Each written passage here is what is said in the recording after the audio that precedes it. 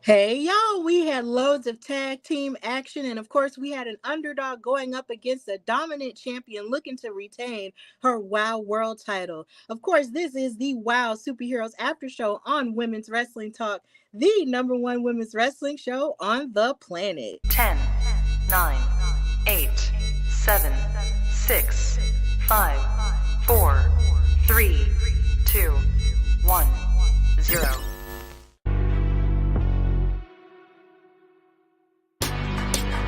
Women's Wrestling Talk, the number one women's wrestling show on the planet. Hey y'all, of course you heard that first intro and of course you know what this is. And if you don't know what this is, I'm going to tell you. Of course, this is Women's Wrestling Talk, the number one women's wrestling show on the planet. And welcome to the WOW Superheroes After Show, coming at you live every Monday night at 6 p.m. Central Standard Time, 7 p.m. Eastern Time, and every other time wherever you're watching, wherever you are. So, of course, my name is Stephanie Hardy, host and creator of the Hardy Wrestling Podcast, host and writer for Women's Wrestling Talk and our website, and a color commentator featured on the Belladonna Division, Battle Club Pro, Black Girl Magic 2022, and soon to be Spartan Wrestling in Gaston, Alabama. But of course, I'm not alone. I am with my tag team partner, the amazing creator of In Cat We Trust, amazing supermom who I'm more than sure got plenty of love on this past Mother's Day. She is the creator of the Women of Color in Wrestling panel that you can see on her channel on various Comic-Cons. She is Katrina Blake. How are you, Kat? Happy Hey, belated Mother's oh, Day. thank you. I am fine. I'm happy to be here. I'm a little tired. I think I'm about to flare a little bit, and so I'm really tired of it's catching up. But I am happy to be here. We had some awesome action this past Saturday. Yesterday was a beautiful day. So I'm glad to be here. Yes, awesome. And we're glad to have you.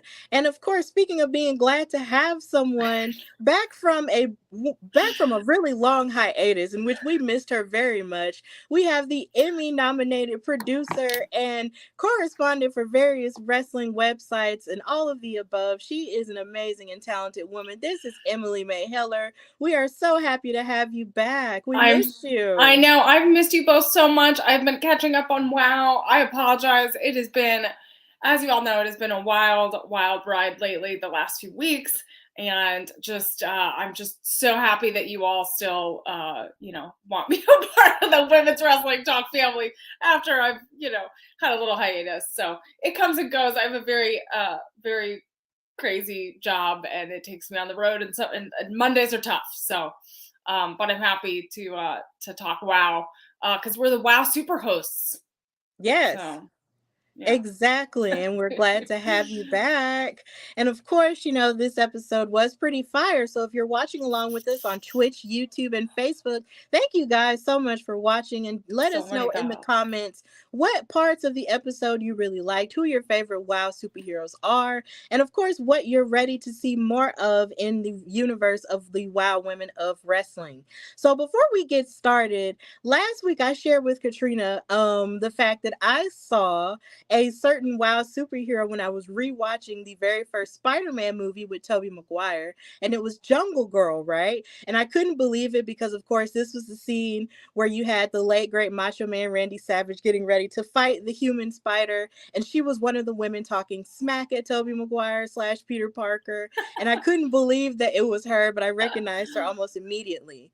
So I had another moment like that this past weekend. Me and Katrina had a moment like that this past weekend, where we saw another WOW superhero in a very beautiful way. We saw G.I. Jane in the premiere music video for Janelle Monáe's new single, Lipstick Lover. Of course, her new album is coming out called The Age of Pleasure, and she had a new music video out there, which kind of, was really cool to some people, ruffled some feathers in other places, but it was really insane to see G.I. Jane in that music video being her regular, beautiful, statuesque self.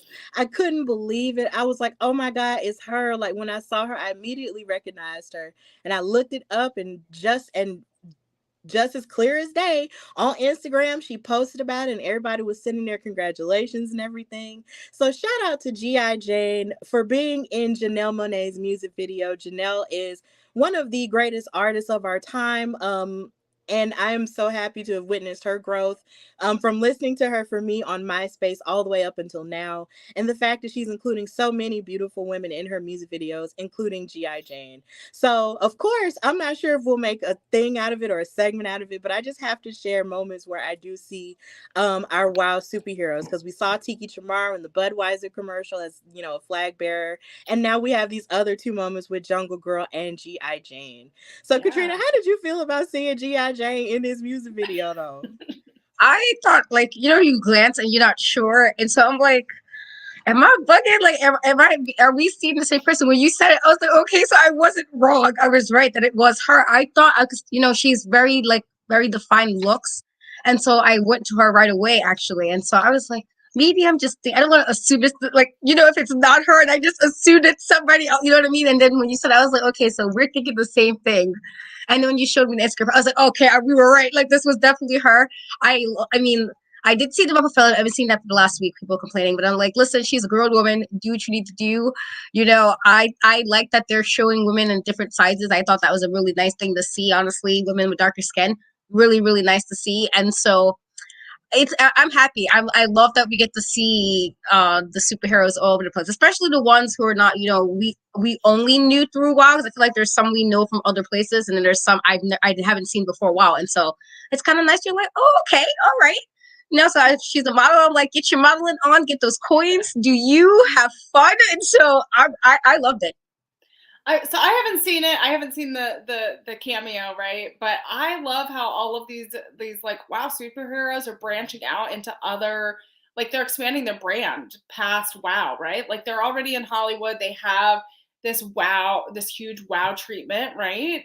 They get the glitz, the Hollywood glamour, and like branching into like TV and movies and music videos, and like that's like that next step, right? That's how you up your game. So I love like that you saw like all these little cameos, and you know, because a lot of them, you know, might be actors somewhere else. We might see them in some TV spots and some movies, and you know, so I love it. I think you know, it shows their talent and how much they can branch out. Yeah, it's absolutely wonderful, especially when you don't be looking for it. Like, those are the best surprises. Yeah, when it's a surprise, you're like, wait. Yes. Yeah. Yes, those are the best. And then, of course, we also love our women who wrestle in other promotions as well under different personas, too. So much love to all of the WoW superheroes who just get it cracking everywhere in every industry. Like, I just had to share that. It was just amazing. So maybe, you know, I'll see someone else this week, or maybe the universe will bring someone else to us.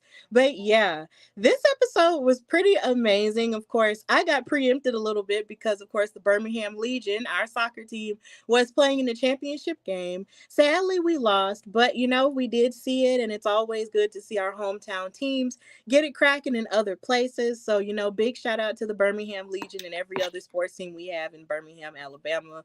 205 all day long. That's me. Okay. So yeah, when I did come in though, I was able to see this cool tag team match that got started between GiGi, Gianni and Amber Rodriguez versus Jennifer Florez and Stephy Slays, who I like to call Team Generation Texas. Of course, because you have Gen Z and then you have Gen X in one team together.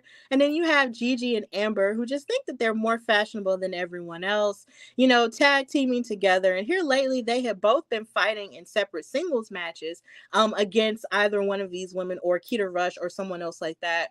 And they had come out victorious in some of them, but not all of them. But it was good to see them come back together as a tag team, and also for Jennifer and Steffi to come back as a tag team as well. This match was a pretty great start, you know, to the show. It was a lot of action, you know, from all of these women. Amber Rodriguez started off with the mess. Like, she mushed.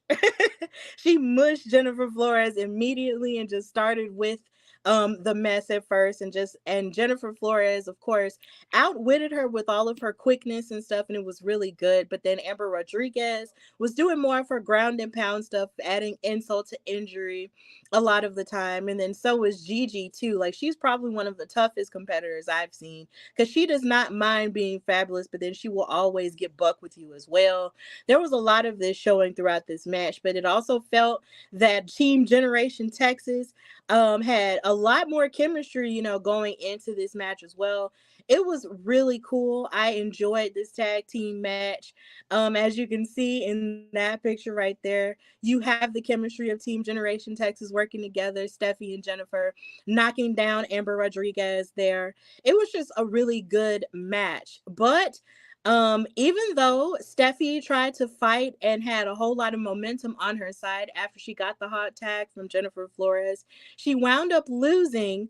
Losing the match, and GiGi, Gianni, and Amber Rodriguez wound up winning.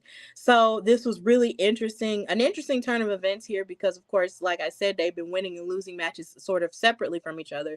But now they get back together, and then they win this tag team match, and GiGi, Gianni had the cover.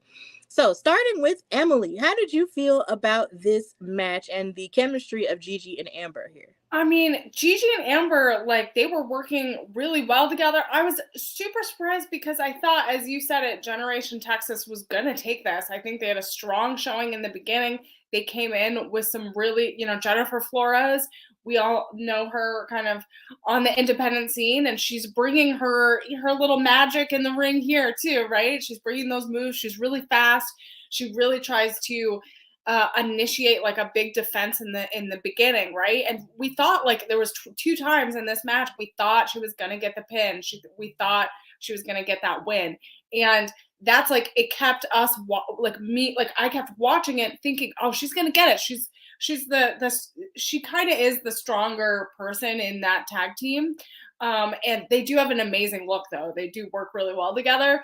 So I was rooting for Generation Texas. I thought they were going to get it. So this was a surprising turn of events that happened later in the match with GiGi, Gianni, Amber Rodriguez. I love Amber's look, by the way, the leopard, like, kind of rainbow.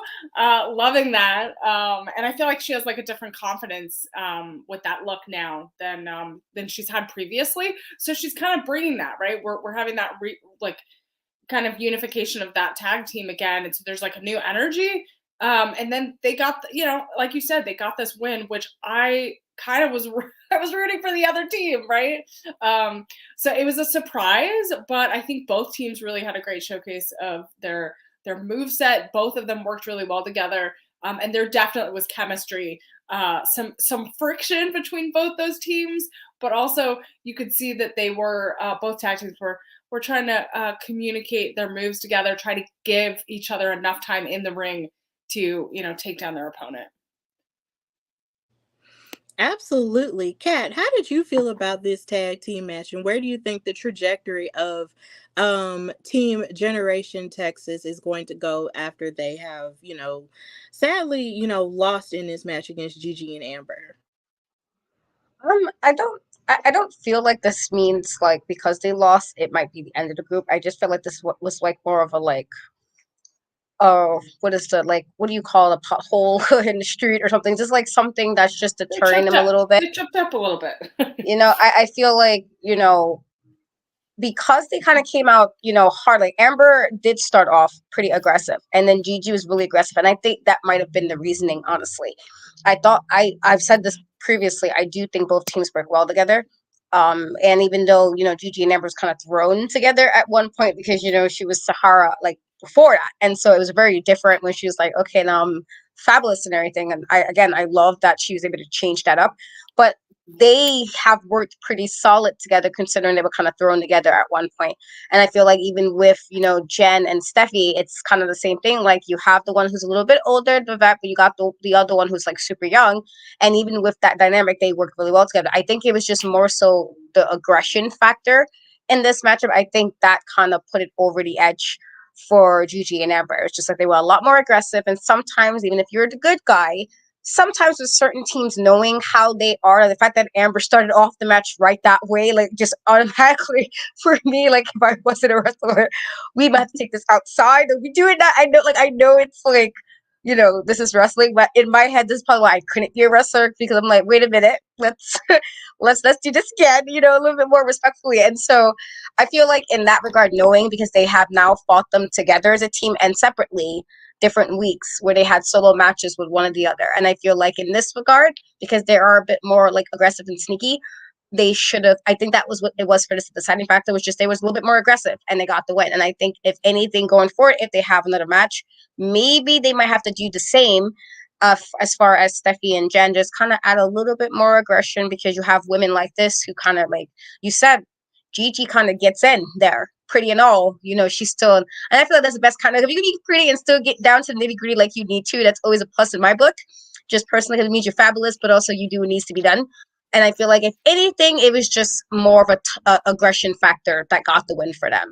I was surprised, but not surprised. I feel like it was like, oh, okay, well, this kind of makes sense, because they really felt like they really wanted to win, and that's why they were so aggressive. They never really let up on them. I felt like there was no moment where it's like, oh, okay, I don't know. Like, I feel like, I just feel like if anything, if we have this matchup again, they might have to just turn up the aggression just a little bit, and maybe they'll get the win. But I don't think it's like going to be like a spiral down or anything. I just think this was just like a little moment in the road. But I feel like Jen, Florez, and like, I feel like they were aggressive in the beginning, and then there was like some type of shift that happened where I don't know if like there was like this moment where like maybe she felt defeated after trying twice, right, to get those wins and then not succeeding, and there was like some tags in and out. But I just feel like there was like a momentum, like a shift, I would say. Maybe not like a loss of momentum, but like a shift where like that team, Amber and GiGi just kind of got a little head start, and then that kind of gave them the advantage near the end. Yeah, definitely. I absolutely agree with that. And it's way better, if you have everything turned up and you stay turned up and you keep that intensity going, as opposed to sort of just letting it, fizzle out at a certain point. And hopefully, Jennifer and Steffi can keep that going in the next time they fight them again, if they fight them again, or if they fight anybody else, they'll go back to the drawing board and realize, they should keep that aggression going, because of course, these are sweet women and they are really nice, but you can also be nice and aggressive too. Plus, not to mention, these women have a great wrestling IQ, especially Jennifer. Like, she has a great wrestling IQ for someone who is, of course, as young as she is. And Steffi has a great IQ as a WOW OG. So it's just like, once you put both of those things together with a little bit more of aggression, then maybe they can go forth and win the match. Or, maybe they just feel like they shouldn't change at all, and they feel like everything should just be fine, and they'll just persevere anyway and still do their best. But either way, it was a really good tag team match to sort of start off this episode of WOW. So moving forward, we did have another tag team match, but actually before this feeds into our tag team match, me and Katrina did a little bit of investigating on the Instagrams. Shout out to Instagram. And we got to learn about the origin story of why Exile and Ice Cold are together. So Katrina, can you tell us a little bit more about what we did learn about the origin story of Exile and Ice Cold?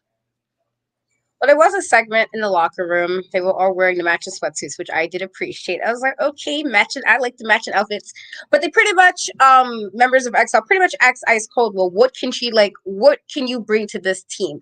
And so we were kind of wondering for a while now, how did she end up with them? Because Ice Cold was floating around for a little bit. Like, she was in one group, then she was like in another group, and then she went heel, and then she was in another group. And so we wasn't sure what was going on. And so I felt like after that segment, it kind of was like, all right, they decided to give her a chance.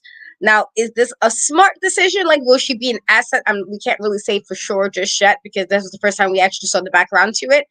But it was kind of nice with them kind of just like saying, it was kind of a way like, like you're in the army or something, and it's like how you get yelled at by the person, like the person in charge. It was kind of how they were like yelling to say, like, what are you going to bring to us? Like, what are you going to bring to the team? And she seemed confident enough where she's just sitting on if you call that a bench, I'm guessing, in the locker room, just like I got what it takes. And I'm like, you know what? Okay, Ice Cold, I could give a point for that because we was not sure. We've been kind of questioning this for weeks. Well, how did you get here? Like, how did you just end up in Exile? Like, where was the discussion? Where was the meeting? So clearly that was the meeting. I was like, was there an email or something? I don't know. We was wondering. And so we finally got that there clearly was a meeting. They did have this discussion, and I guess we'll see because they did get rid of their leader, which again, I'm not sure how smart of a move that is considering how long she has been in the wrestling business. I feel like that was an asset for the group. Super tough, super badass. And so you got rid of her. And I don't know if it's a thing of just like she's more old school, if they want to try something new, or they just want a new leader. It could be really well just been a situation where they want somebody new to lead. And you know how sometimes that happens with groups. Everybody's not always going to be happy with the top person in charge. And so so we'll see how this plays out, if that means she might come back and be like, who's this? Like in my spot or something. And so I feel like there's a little things we could play around with the segment, but it was really good to finally know because we were questioning where was the text message, where were the emails, what was happening, because I didn't see anything, and now here we are. And so it was actually really nice to see. I was like, yes, because I was waiting. Like I was so confused. And so I was like, all right, that's one thing we now know. And we don't have to like sit here like, how did she end up with this group? It just seemed like it was like, surprise, guys, here she is. So that was nice. But it was definitely nice. I guess the investigating did help. Look at us. Investigating journalism. Oh, yes, it goes down in the DM, okay? We get our answers from social media, okay? And let me just say, it was cool to finally get those answers. And you did make a good point about Malia Hosaka not being a part of Exile anymore. And I like the aesthetic of them as a team. So it really did surprise me when Malia Hosaka was not going to be with them anymore. It was almost like kind of like the Authors of Pain when they got rid of Paul Ellering. It was just something missing there. And I'm not saying that there's anything missing with Exile because they're still just as intense and just as good as a tag team as they were when Malia Hosaka was there. But it's just it's of course you're missing that seasoned veteran knowledge that they could glean from in terms of tag team wrestling or just in terms of women's wrestling as a whole that's gone. But then with Ice Cold, you have someone who actually can have more action in the ring with that. And has a fresher take on things. So maybe that is what they want. I don't know. But either way, it was really cool to get that answer. So Emily, how are you feeling about that? I mean, that's interesting. It's good. It makes them. I like those the Instagram conversations and stories that happen because you get to get kind of like an in-depth look of these like WoW superheroes and kind of. I think it's gonna be interesting. But yeah, it makes us kind of we had that question for a long time of like why are they together and what like for us like that watches it consistently we're like we want to know behind those characters, we want to know the backstory. So I like how they're slowly giving us a little bit more of that. Yes, it's really good to, be on Instagram or on any form of social media, and seeing companies utilize it to the best of their ability. Where and it's I like I like when they go live and we get to talk to them. I don't know if you've hopped on and caused trouble yet. I have. But yeah. Spoiler alert, I have. And and you can probably guess who it was with, too. I think I know. I saw her pop out. I'm like, uh-oh. Stephanie, be careful. Yes, social media is fun, and when you're able to interact with the WoW superheroes, they're very interactive. So please give them a follow on Instagram or on Twitter at WoW Superheroes if you have the chance. You get to see stuff that you don't normally get to see on TV. And then you can find a lot of the superheroes on Instagram and Twitter too, so you can follow them that way and, get interactive with them. But this feeds into our next match, which was a 6-woman tag team match with Exile and Ice Cold versus Kandi Krush, Kida Rush, and Princess Aussie. Now, last week, Princess Aussie and Kandi Krush did announce that they wanted to have a rematch against Exile, who had used nefarious means to win their match, and said they wanted, it to be fair and square, and they were going to bring a special partner, and that special partner turned out to be Kida Rush. So, of course, we have Team Exile versus what I call Team Royal Crush Rush. So that's where we're at with them. And this was a stellar match because you got to see more of the intensity of Princess Aussie, which is so fitting that this picture is here. She was really intense throughout this whole match. As you can see, she gave her the cutter from down under. She gave Exodus the cutter from down under. And she was just very intense throughout this match, hitting really hard, hitting all kinds of arm drags and stuff. Like, she was just really on fire throughout this match. But then you also had Kandi Krush, who always has a bone to pick, but when she has that bone to pick, she's going to beat you up. And she was giving you those hard punches that she's known for in terms of boxing and stuff like that.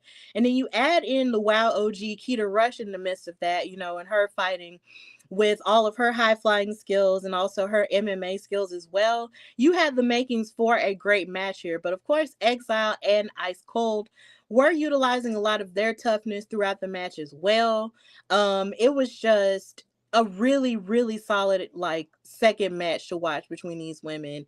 And of course, they were utilizing each other as weapons, turning their bodies into weapons in that picture, and isolating each other in the corners and whatnot. But either way, this match was fan freaking tastic. I enjoyed it. Princess Aussie really caught my eye a whole lot more than she normally does, because of course, you know, I love watching her wrestle, but I have a girl crush on her. She's so beautiful. But outside of that, you know, this match was fantastic. And of course, Kandi Krush, Keita Rush, and Princess Aussie came out with the win. And I was so happy about that. I was like, yes, women. And what's so wonderful is on commentary, David McClain was talking about how different points in their lives where they did think about hanging up, you know, their wrestling boots. And I'm so happy that they didn't, because we get to see them on television kicking all kinds of butt and, you know, possibly qualifying for things that they may not have ever qualified for before, like tag team titles or world titles or whatever. So Royal Crush Rush Roundup winning the match. So, Katrina, how did you feel about this match and the action of and the team up of these women? It was really I enjoyed the match. Again, it did help that before the WoW episode kind of appeared, we did see that segment where how she joined. And so I felt like she had, if anything, this is probably the most chemistry I've seen Ice Cold have with them, because I felt like she kind of was always kind of on the outskirts a little bit. And so it's like, I feel like now that we got that, I don't know if that was done on purpose or not. I felt like they seemed a little bit more in sync, but I feel like in this regard, I really did like that Princess Aussie definitely kind of show. I mean, we've seen her work solo matches, but she didn't have as many as maybe some of the other WoW superheroes. And so kind of see her in a tag team action when you have somebody like a Kandi Krush, you know, who has a very specific style of wrestling, and then you have somebody like Keita, who's definitely a veteran. I felt like they worked really well together, and I think that's kind of what got them to win this match, because they were really in sync and like gelled with each other as far as what they were doing. And were there times that I'm like, oh, they might have went the other way with this, because again, I think what makes Exile so good is how they have like their differences, but they're very like tough as far as the way they wrestle. And so I feel like I was like, I wasn't sure a little bit, but then I was like, all right, I like that we kind of really got to see, like, in this regard, the good heroes, because since they're all heroes, but like the good heroes kind of prevail in this one, because, you know, it's been a little bit kind of on and off with a few of them in the last couple of weeks, with Keita kind of losing some of her matches and everything that was happening with Kandi Krush, and kind of figuring out what the next step was her for. And we kind of really start to see Princess Aussie really do some stuff now. And so it was really a good match. I thought it was a really good 6-woman tag. And then to have them win, it was like, oh, look at this. Like, it was just like, oh, yay. You know, we got that considering everything that's been going on. So I thought it was a really solid second match. Yeah. I mean, like, I really love this match. I thought it was a great showcase for all of the women involved, but I think I'm kind of on the side of Katrina, that Princess Aussie and Keita Crush and all of them, they've kind of had this journey as a singles competitor at WoW, where it's like they've had wins and losses, they've had some ups and downs. Like, Princess Aussie had a lot of momentum. Excuse me, had a lot of momentum starting, and then she had like some rough losses, and so now I feel like together in this tag, you know, kind of 3-way or 6 tag. It's like my brain. I think they worked really well together, and I liked how they they utilized all three of their best qualities. Like they all used their best qualities to work together in order to get the upper hand. And that's what I really liked. Like there was a little bit more gritty grappling style. There was a little bit more high flying. And I think that just helped them get that win. And I'm glad that they showed that they could all work together a little bit more. Because if you're not winning kind of your singles competition, like you have to find people that might help you get to where you want to go. So this was, I think, a good match to show that they could get where they want to go with the help of other people.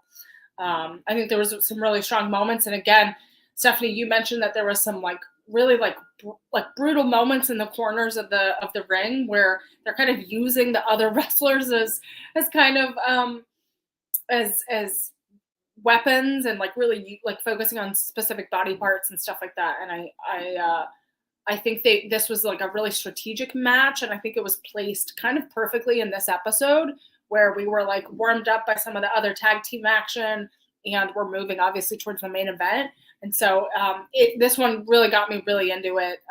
I'm really excited to see kind of where these teams will go if there's more here.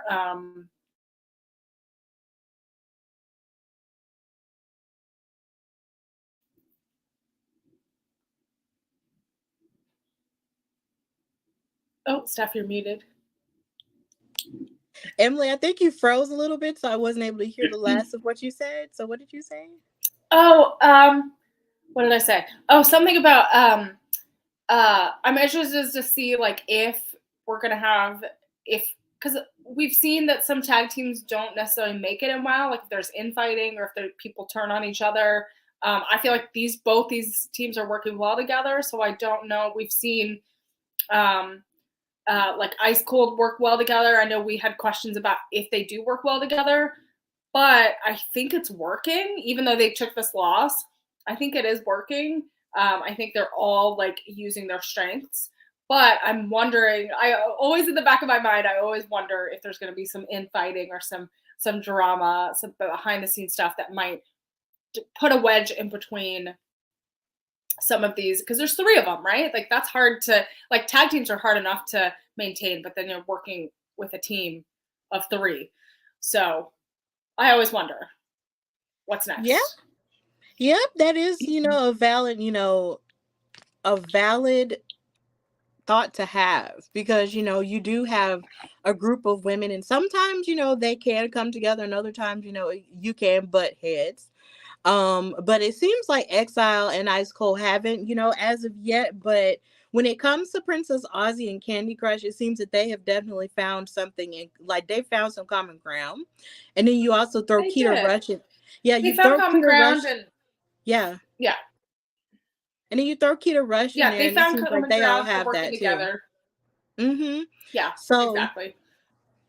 Yeah, so hopefully, they will continue to grow more and more as a team. So, yes, thank you, Blackfist, for watching on YouTube, saying that we froze. Yes, we froze, but, hopefully we made funny, cute faces, though. Yeah, hopefully so. And then he also says, WoW is amazing. Yes, it is. Absolutely. So before we go to our next match and talk more about what's going on there, we are going to have to pay some bills real quick, and we'll be right back.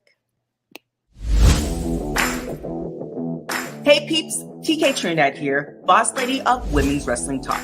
And I want to say thank you so much for watching, because you've got millions of options. Plus, you don't have to worry about sharing your password to check us out. But while you're here, hopefully we have so many more shows to watch, like Turnbuckle Glam, Raw post-show, WOW post-show, AEW Dynamite post-show, Women's Wrestling Army post-show, NXT post-show, Impact Wrestling post-show, AEW Rampage and SmackDown Live post-show, On the Scroll, ROH post-show, WWT Live, plus all of our interviews with the hottest women's wrestlers in the game. Make sure that you like, comment, and subscribe. Check out our website at www.talkpod.com and follow us on all social media platforms at www.talkpod, and make sure to spread the word. That means send this to the group chat. Yes, even the person with the green bubble. Thanks again so much for watching Women's Wrestling Talk, the #1 women's wrestling show on the planet. Ciao for now. Yes, yes, yes. Check out all of our content throughout the week on Women's Wrestling Talk. Of course, if you're following us on Facebook, Instagram, and all the things, you'll get all of the announcements of all the shows that we have. Of course, tomorrow's Tuesday. So if you watch NXT, you can catch the NXT after show with Katrina and Shay. And you can just catch all the rest of our shows throughout the week, in wrestling. So please check it out. And shout out to our CEO, TK Trinidad, for being awesome and just being, an amazing person and an amazing boss lady to work for in this beautiful platform of ours. So, after the last match we just covered, we had a little bit of a recap. Going into the Fatal 4-Way match, or at least the fight that led into the Fatal 4-Way match between Reina Del Rey, Wrecking Ball, Fury, and Razor, friend of the podcast. And of course, they showed replays from that, and they showed how Reina Del Rey wound up winning that match, and how her and Wrecking Ball, sort of repaired their somewhat toxic friendship where they like to hit each other that over and over again, but yet and still they're still friends. So they repaired that friendship. And of course, Fury is still looking to sort of stand on her own 2 feet, even though the Heavy Metal Sisters have apparently made up, even though it did look like that Razor, no shade to her, was still low-key trying to branch out on her own. So we really don't know exactly what has come from that. But, out of the ashes, we have this match, which was relatively short, but it was still, pretty powerful nonetheless, between Reina Del Rey and Fury of the Heavy Metal Sisters. Now, both of these women have a lot in common in the fact that they are more so plus size women, in the sense that they are more imposing, and they have a very power base in terms of how they hit each other and stuff, and lifting each other up and all of the above. So this match was pretty sick, even though it was short. There was a couple of moments where I thought maybe Fury would have, won the match and would have, conquered the beast that is Reina Del Rey. But in very quick fashion, as Fury climbed up on her shoulders to try to hit a move on her, Reina reversed it by slamming her face into the turnbuckle and ending it that way. And Reina Del Rey wound up winning the match in quick fashion. But before that, you see Fury there celebrating with Miss Minga, who is at every taping that we got to do a shout out to every week. She is the amazing WOW fan. She is WOW's #1 fan in my mind. She definitely is, because she is at every show. So shout out to her having fun. And of Stephanie, you course, see who's in the chat? wait, what? Look who's in the chat. Ruben. Oh my gosh. Hi. Oh my god. Hey, Rena. Thank you for coming and watching. Reina. Oh my god. It's so cool that you're in the chat with us. Wow. Hey. No pun intended. But yeah, we're talking about you right now in your match. But yeah, we were talking about how you won in such dominant This fashion. was brutal. This was brutal, Stephanie. I mean, I'm not surprised. Yes. Reina Del Rey taking everyone out with, I watched her for years, so I'm not surprised. That's all. But I feel like, again, she's just going to dominate and just continue to take people out the WOW roster. So I think there was a small, like you said, celebration in the beginning, because this is a big deal. They had a lot to get here, but you just can't beat Reina with all that power and dominance. Yeah, it's really hard. It's really hard because she's just so tough. But Katrina, how did you feel about this match? I was sad it wasn't a little bit longer. I thought, because of what happened the week before, like the match before, when it was like the 4 women match, I was like, all right, let's see what. And so it's kind of sad, like, oh man, we couldn't get a little bit more of this. I did feel, especially because we don't really always see Fury too much in solo matches. I feel we don't see her as much as we could, and so it was just like, oh, okay, I hope we could have gotten a little bit more. But it was definitely a quick match and very brutal. But now you're thinking about, even going back a few weeks or a few months, where the people that was going after the Beast for the title, and she was one of them. Reina, she was one of the women who kind of could have probably gave, the Beast a problem. When you think of the women who would have been tough enough to go against somebody like the Beast. And so it wasn't a surprise that it was brutal. And you think of the other matches, even with like Wrecking Ball previously, it just, I wasn't surprised. I was just more so just a little disappointed that it was shorter than I could have gotten. I could have got a little bit more happening with that, just because it would have been nice to see. But I wasn't surprised with the win at all, because again, she's somebody that there's a saying for me that certain wrestlers got to really put on their ass to win. And so if you don't put that wrestler down, they're probably gonna win the match. I feel like some wrestlers you really have to put down. She's somebody that you really have to kind of knock down to win. I feel like she has a lot of that just that tough energy that it's like, yeah, you probably got to really put her down and to get the pen, even if it's one of those, which I really don't like roll up pens, but like, even if it's like a roll up to kind of get that quick win and then do what you need to do. I hate a roll up pin, but sometimes I understand. Sometimes you have to do it depending on who the opponent is. I feel like she's somebody you have to either do that or you really got to put her like down for her to, because she is a tough person. I feel like that's like, there's a reason why she was one of the number one people before the Beast's injury. Well, and Reina, like, she has worked her way through WoW. She's worked through like, dozens and dozens of competitors, and she's always been tough. And so every opponent that they put her in front of, she goes and she tackles it with like all of her strength, and all, like, she's been conditioning and trying to really like up her game. And you could see that in this new season of WoW, that like she's had that number one contender spot. She's had the spot, for the championship. I think gold is still on the horizon for her. Like, it's just a matter of time and like finding that right moment. But she's put in the work, and you can see that every time. And I do wish this was a little bit longer. I wanted a little bit more. I wanted a little bit more gritty, maybe a little bit more brutal, I really wanted it to get really like that tough, that real kind of street fight vibe. But I know there's more here, though. There's definitely going to be more here. But yeah, I really liked it.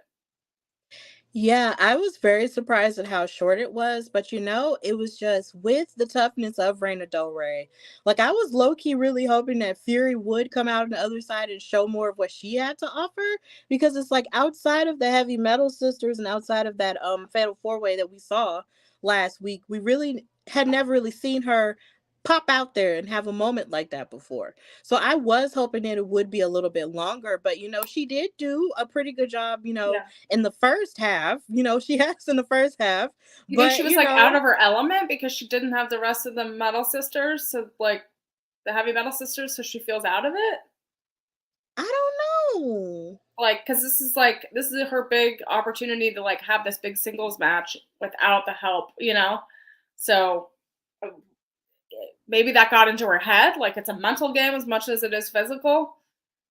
Yeah, maybe that was what it was. But when you have someone like Reina Del Rey, who is as accomplished as she is, you just can't, you can't really go wrong with that. So it was a very dominant win for her. And for all we know, of course, she actually got on the microphone and stated that she does want an opportunity at the WoW World title. So it's looking like she might be going straight after Penelope Pink for that title that she wished she probably could have won, in that triple threat match between Tormenta and the Beast before her injury and stuff. So for all we know, we could be looking at the next WoW World Champion. You never know. But either way, Reina Del Rey definitely won the match in very quick fashion. So shout out to her, and also shout out to her for watching with us. That was such a beautiful surprise. Hello. So yeah, but moving into our main event, la la la la la, main event. So, I'm pretty sure that's not going to be the main event song. Our main event was Tiki Chamorro, of course, the sweet girl from Guam, versus Penelope Pink, my mortal enemy, but yet somehow kind of my friend a little bit. Because we did have our interview. So if you haven't checked out me and her's interview on Women's Wrestling Talk, please go on YouTube and check it out, and go on our website and check it out. We had a fun time, even though deep down inside, we are on opposing sides, but It's okay. We made it work.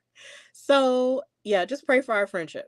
Either way, the main event was between these two women. And of course, going into the match, you probably thought that maybe Tiki, was sort of out of her depth because she never really had a world championship match of this nature since this iteration of WoW got started and got cracking. But she really did show the best of what she had to offer here in this match. I was so proud of her. It was really cool to see her, step up to the plate in terms of fighting someone like Penelope Pink. As you can see, you see her patented drop kicks there. There was a lot of momentum that she had throughout the match, locking in a number of different submissions and stuff. But of course, when Penelope Pink comes out, she has to have her friends out there. And this time she had the fabulous Lana Star, her manager. And she was out there, sort of interfering by grabbing her hair outside the ropes or whatnot. Just can't help herself. Just can't help herself. But either way, but throughout the rest of the match, she only interfered maybe one time. But the rest of the match actually had the women fighting each other, fair and square. And Penelope Pink is, of course, really impressive a lot of the time with her athleticism, hitting her bend and snap move, which, of course, reminds me of Legally Blonde always. And it was just a really good match. And there were a couple of times where it looked like, Tiki was down, but she was not out. And when she got a lot of momentum, she tried to hit her Tiger Fake Kick /619, but Penelope Pink ducked it and wound up hitting her amazing finisher, which I cannot remember the name of right now to save my life. And she wound up retaining her WoW World Championship. So Penelope Pink is still out here and she is the queen of WoW. And she got on the microphone after the match was over and did her famous catchphrase saying, "I told you I was the best damn thing WoW has ever seen." And that's always going to be like it. Like she knows how to say that. Okay, like, "I told you." It's just so funny. And her and Lana Star basically said that they're going to continue to take over WoW, and that David McClain can continue to line up the women of WoW, but she will continue to knock them down because she is that girl. And that was the end of the episode. So, Katrina, well, actually, no, Emily, how did you feel about Okay. this match? My favorite, I have to say, my favorite commentary comment was the Team Pepto-Bismol. Yes, Stephen Dickey was on them. That was hilarious. I literally had to stop, like I had to pause and laugh really, really hard. And I'm like, AJ was trying to come to their defense. Like, oh, what did she say? She said something more positive. A different positive spin on the Pepto-Bismol thing. But I loved commentary on this match. I thought it was so funny. I just kept laughing.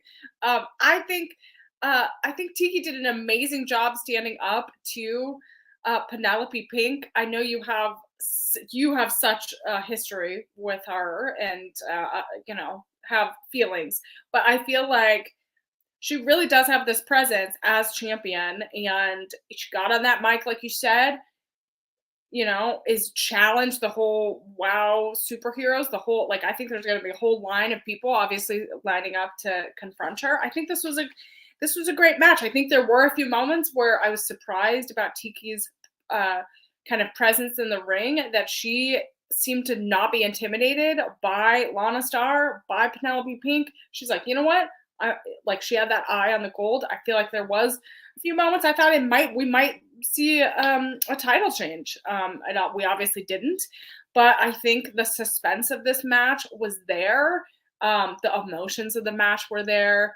But again, we have to figure out a way to not have this interference from Lana Star. Even just a little bit of hair pulling, a little bit of that is just not. It should be a clean win and a clean match.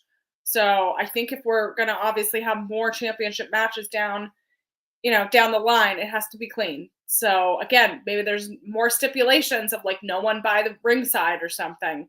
But if she's going to continue this reign of Pink, we need to make sure it's legit. Yeah, it just doesn't seem like legit is their thing though, because it's like when one member of the Fab Four comes out, they all come out, or just I one or know. two comes There, out, and it's one and I comes with was all three. yeah, and I was hoping that Tiki was gonna come out with, one of her Island Dynasty sisters to even up the odds, but she did it, and I was just like, oh, Tiki. I But know. See, she Tiki could have done that and like brought, because I think there needs to be like an intimidation factor. It's like, well, you brought your people, I'm going to bring my people, and then just show like power in numbers, right? And exactly. it could have been a big like spectacle, a big, big moment. Maybe we'll see that later down the line with some other challengers. But I felt like Yeah. it needed to have this spectacle. Yeah, definitely. So, Kat, how did you feel about the performance of Tiki Chamorro, and do you believe she can be a future WoW World Champion? I feel like, as the title of the episode is, the underdog, I feel like it's always possible for somebody to be a champion if they do what they can do, or put their best foot forward, or try like their best. And I know sometimes it's one of those, like, you can try really hard and it doesn't always work out that way, but don't let that deter you if that's what you really want. And so I feel like it was really nice to kind of see her kind of get her moment to shine, because I feel like, of the heroes we have, she's probably one of the most quiet ones.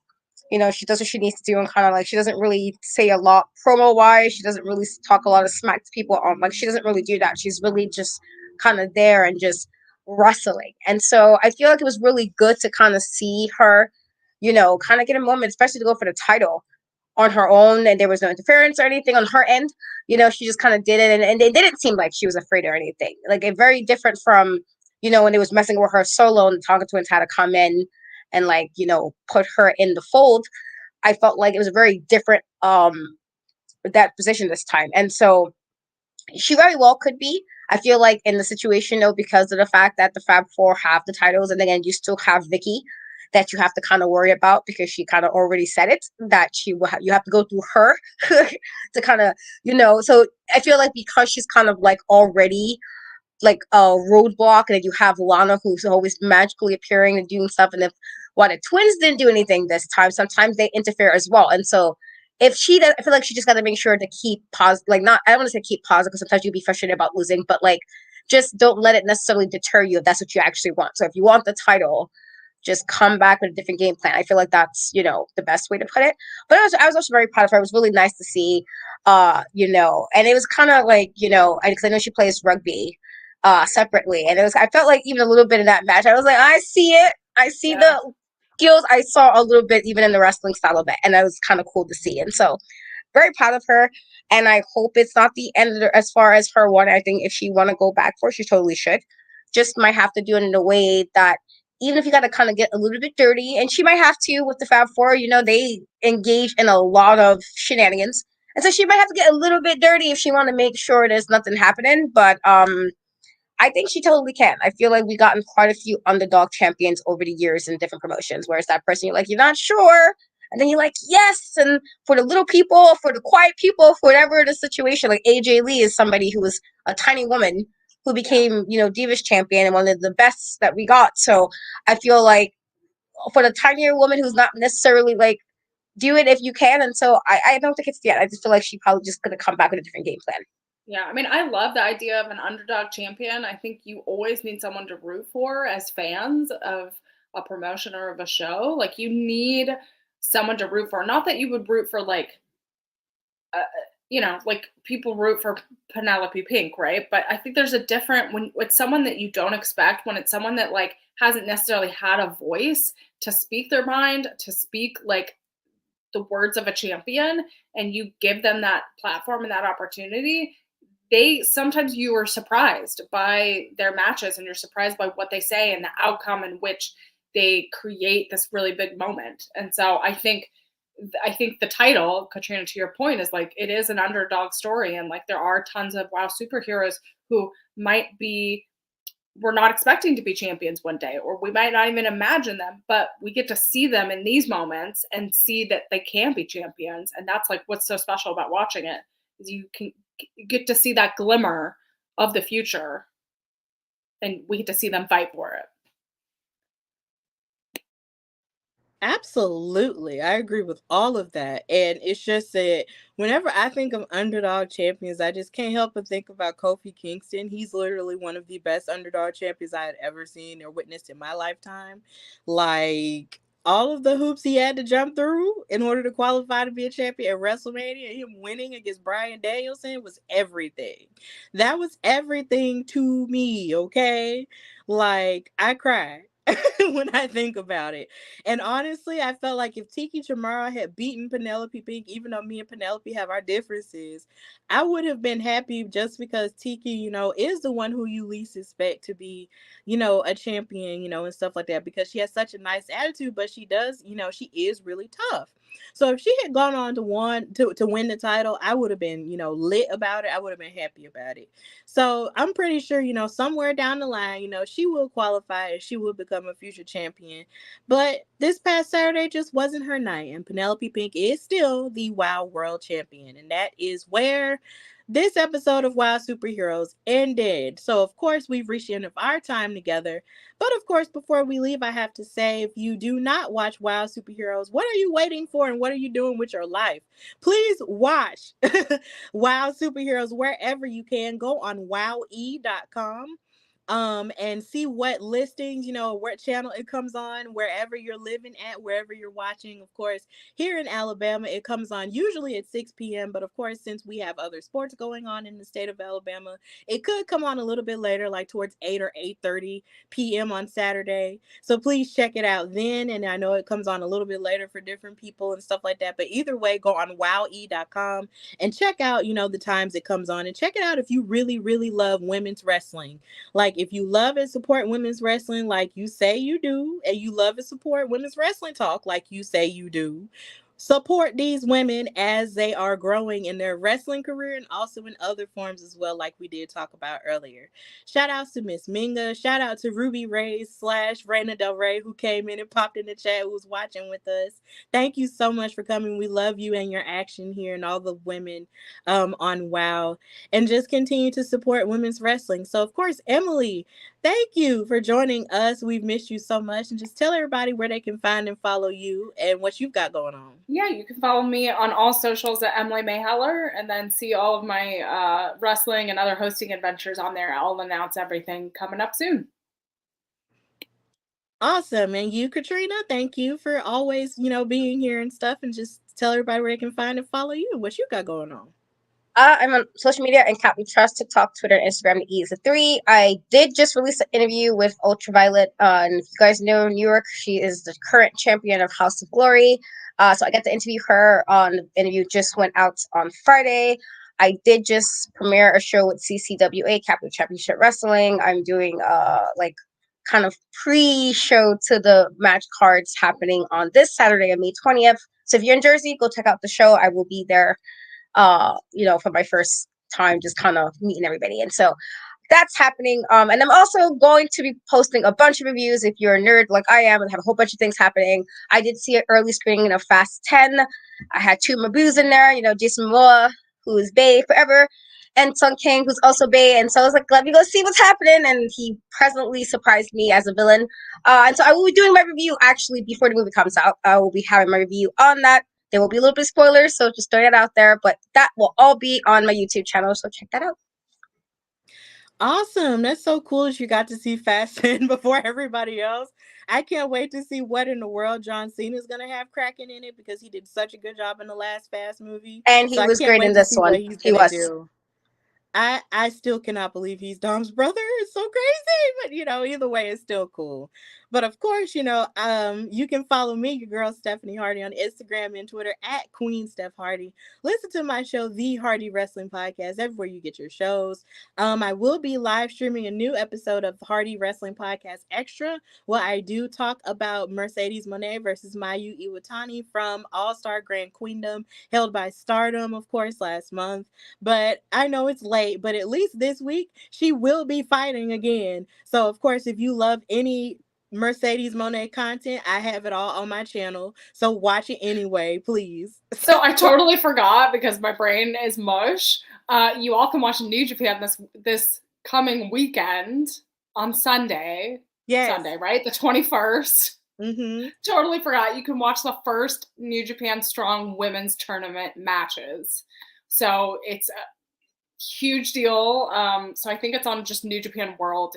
There's an English version. You all can watch it if you're watching here in the United States. And then if you're in Japan, you can watch it on the Japanese version. But yeah, that I totally forgot. My brain. So yes, please go watch that. Speaking of Mercedes. So that's it. Yes. And she will be in that tournament, you know, along with so many other talented women like Willow Nightingale. If you watch AEW, you definitely know her, and other talented women in that tournament to crown the first ever New Japan Pro Wrestling Strong Women's Champion. So please check that out.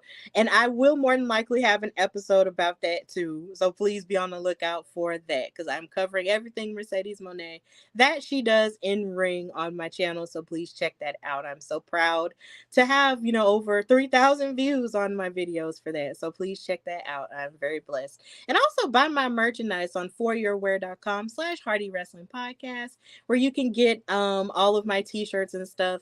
And vote for me for Bama Podcast of the Year at the Alabama Music Awards taking place in July. So please be on the lookout for that and vote for me for that. But before you do anything else, follow Women's Wrestling Talk.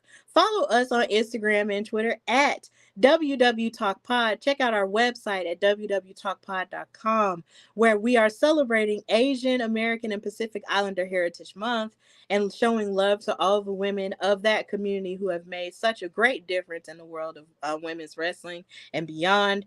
And also continue to check out our content on the website as well. Follow us on Facebook, subscribe to us on YouTube and on Twitch, where you can get notified. Ring the bell so you can get notified every time we go live, so you won't miss a show, won't miss a notification, won't miss a post, won't miss a nothing, okay? So, of course, this has been Women's Wrestling Talk, the #1 women's wrestling show on the planet, and this has been the WOW Superheroes After Show. And, of course, until next time, bye, y'all! Women's Wrestling Talk, the #1 women's wrestling show on the planet.